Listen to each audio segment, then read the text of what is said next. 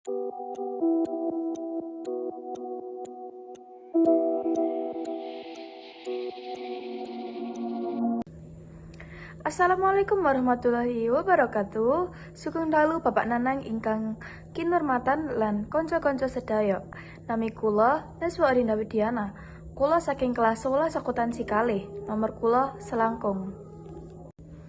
Nah, ing mriki kula badhe maosaken tembung macapat Asmaradana kanthi irah-irahan mawar abang.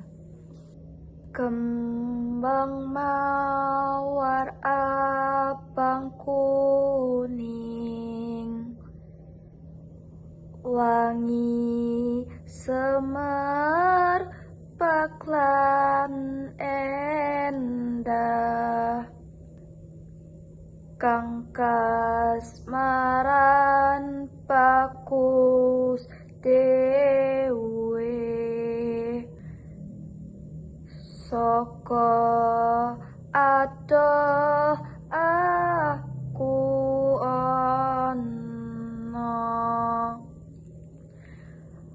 rasa kangen sing ana,